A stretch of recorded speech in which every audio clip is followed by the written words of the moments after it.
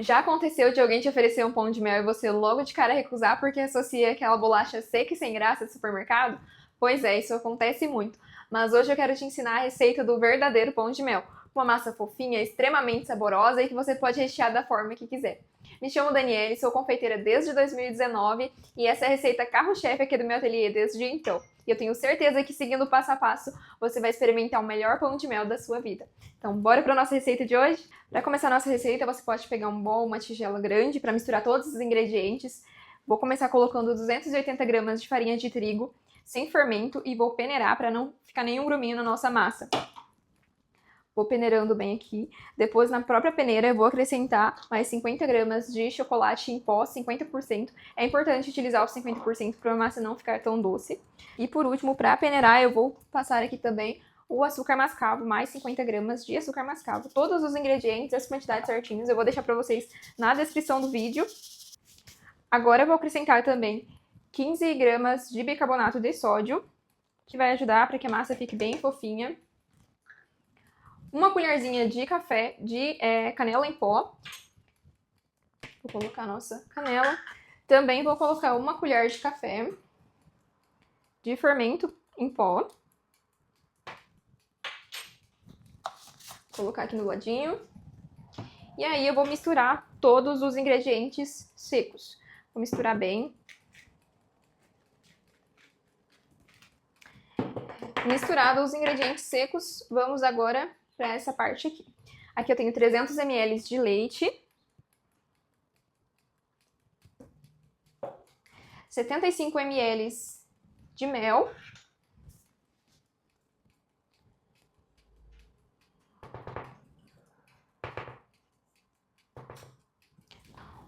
um ovo e, por último, 2 colheres de sopa de manteiga ou margarina, ou também você pode pesar 50 gramas. Eu gosto, pessoal, de utilizar nessa receita a margarina de boa qualidade, né, que eu acho que tem um custo-benefício melhor do que a manteiga. A manteiga pode ser também, o resultado vai ser o mesmo, praticamente, tá?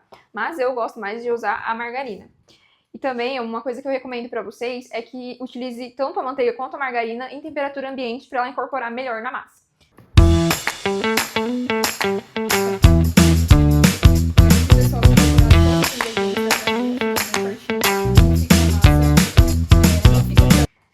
Então, massa pronta, só levar para assar. Eu vou utilizar uma balança de cozinha para a gente estar medindo, colocando a mesma quantidade em todas as forminhas. Vou utilizar essa forminha redonda própria para pão de mel, que você pode comprar em qualquer loja que vende utensílios aí para casa, né? Ou até pela internet mesmo, que acho que é mais fácil de encontrar.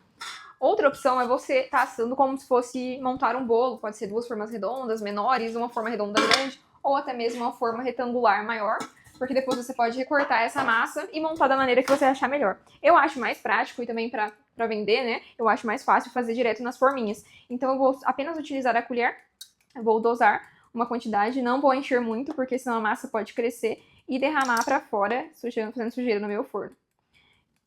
Então, só para vocês verem aqui, cerca de 45 gramas por cada forminha. Eu vou encher todas, vou levar para o meu forno pré-aquecido por cerca de 15 minutos a 180 graus. E aqui ele vai ficar entre 25 a 30 minutos, vai depender do tempo aí de ficar no forno também, do tipo de forno que você tem em casa.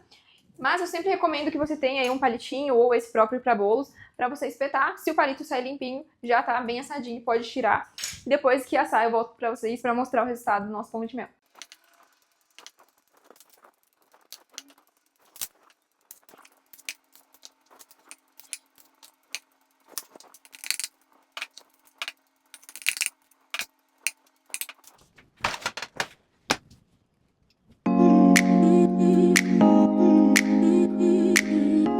Você fica tirando sarro. Quem que fica tirando Você sarro? tá dando risada.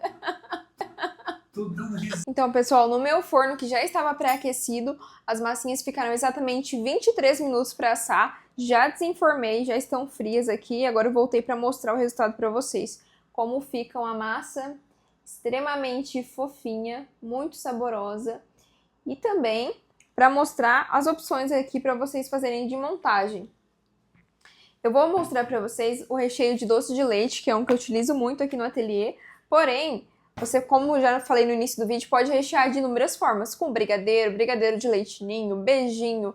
Existe uma infinidade de recheios que você pode utilizar no seu pão de mel. Esse não vai ser um vídeo específico de montagem de recheios, né? É mais para vocês saberem a receita da massa mesmo. Mas eu vou montar uma aqui para vocês saberem mais ou menos como finalizar o seu pão de mel. Então, a massinha aqui é só cortar no meio. Qualquer faquinha você consegue cortar. E para rechear, nós vamos então utilizar o doce de leite. Quando você for fazer em casa, para a família mesmo, pode caprichar no recheio. Quando você for, talvez para vender ou alguma coisa, outra coisa assim, né? Daí tem que cuidar um pouquinho ali para pesar e ver certinho para ficar padronizado. Mas, como eu falei, se você for fazer apenas para a família, para consumo próprio, pode colocar a quantidade que você achar melhor. Só fechar aqui. E agora vamos para a parte do banho de chocolate, que é para finalizar e ficar perfeito, extremamente saboroso. Então, recheado, nós vamos pegar aqui a cobertura, chocolate fracionado meio amargo, tá, pessoal?